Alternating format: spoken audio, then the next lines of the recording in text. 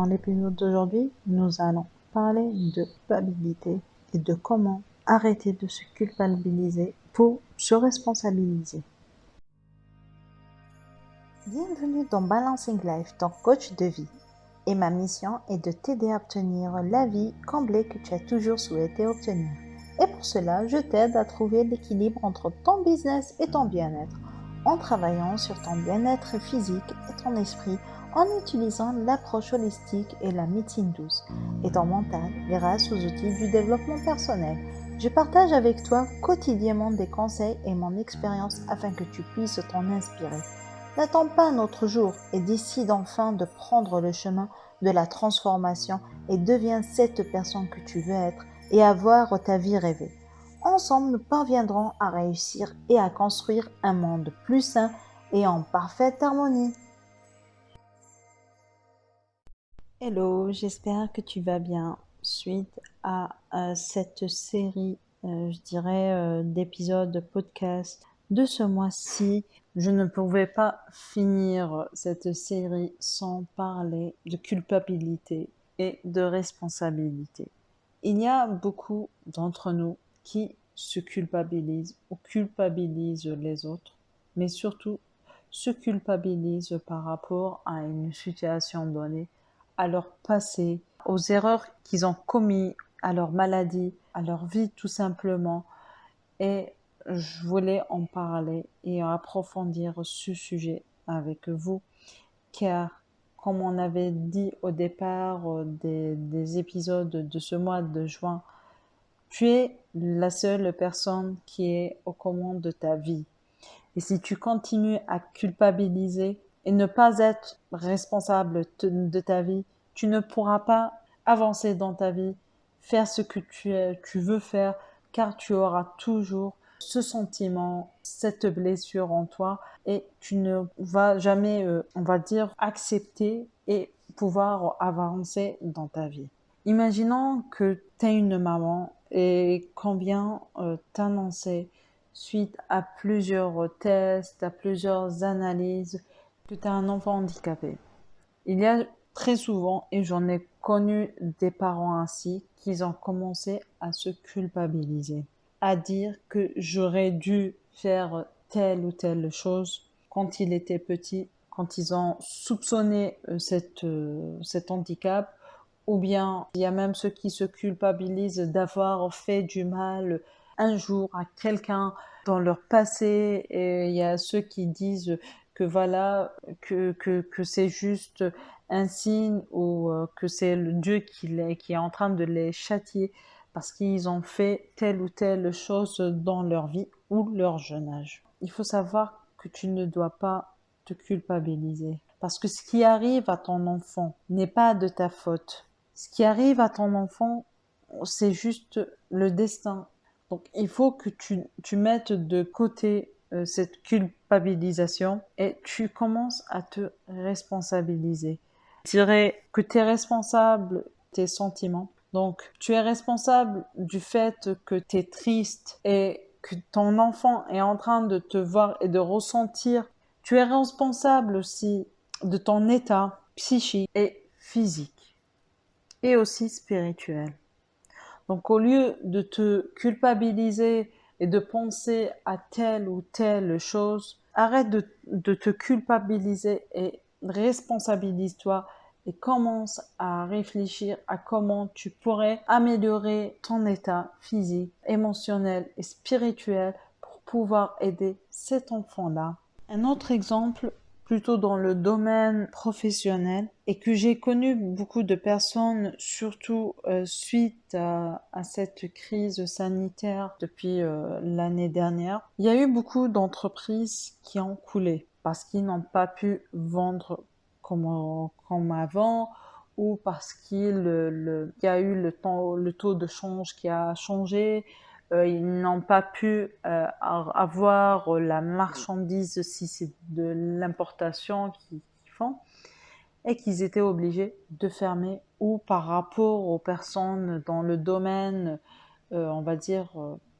du tourisme, donc vu que tout était fermé, donc ils étaient obligés de fermer. Et il y a beaucoup d'entre eux qui ont commencé à se culpabiliser et à dire que voilà, ils auraient dû penser à des situations pareilles, ils auraient dû gérer ça au préalable, ils auraient dû faire telle ou telle chose. Personne, mais vraiment personne n'aurait pu savoir qu'une telle crise aurait pu toucher le monde entier.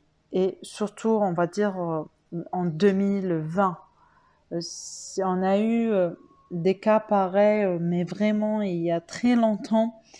Mais en 2020, avec toute cette avancée technologique et tout, je pense qu'il n'y a personne qui a pu croire qu'on pourrait arriver à ça. Donc si tu es dans cette situation, arrête de te culpabiliser et passe à l'action. Sois responsable. Tu te retrouves sans travail, arrête de penser à ce qui t'est arrivé et passe à l'action. Cherche un autre emploi. Essaie de trouver des solutions, car il n'y est jamais trop tard pour se rattraper. Un dernier exemple, car on va dire que ça me touche vraiment, sachant que je n'ai pas été et je ne suis pas une femme qui a été battue ou violée, mais j'avais envie d'en parler parce qu'il se peut qu'il y a beaucoup d'entre vous qui m'écoutez et qui êtes une femme ou une jeune femme et que vous subissez soit des attouchements ou un viol de la part, on va dire, d'un collègue ou d'un membre de ta famille, arrête de te culpabiliser et de te dire que parce que tu es une fille facile ou parce que tu es une fille trop belle ou tu attires beaucoup cet homme ou que parce que tu t'habilles de telle ou telle manière qui t'a violée ou par rapport aux femmes qui sont battues par leur mari parce que tu cuisines mal ou parce que tu as mal nettoyé ta cuisine ou ta salle de bain ou que parce que tu es tout le temps fatigué, ceci ne devrait pas être la cause. Tu n'es pas la cause. Si cet homme t'a violé ou t'a fait du mal, cela veut dire que cette personne-là a un souci. D'accord? Et pour ça, arrête de te culpabiliser et pense à ton avenir et pense à toi. Et au lieu de te morfondre et à te retrouver en train de pleurer et d'avoir peur d'y aller travailler si c'est ton collègue, prends les choses en main. Soit tu dénonces cette personne envers ton responsable hiérarchique ou un membre de la famille, ou bien carrément, vas-y et dépose plainte. Ça, c'est de ta responsabilité, car il s'agit là de ta vie, de ton honneur. Et arrête de penser on va dire, aux causes et pourquoi il te fait telle ou telle chose. Pour ce qui est d'exercice du jour, je te propose de prendre de quoi noter et de noter, on va dire, la culpabilité ou en quoi tu te culpabilises. Donc tu le notes et juste à côté, tu dois noter les causes que tu penses être les raisons pour on va dire, pourquoi tu culpabilises. Donc si on reprend les exemples de l'enfant handicapé, donc mon enfant est handicapé juste à côté parce que j'ai fait telle et telle chose, j'étais mauvaise, j'ai fait du mal à telle et telle personne.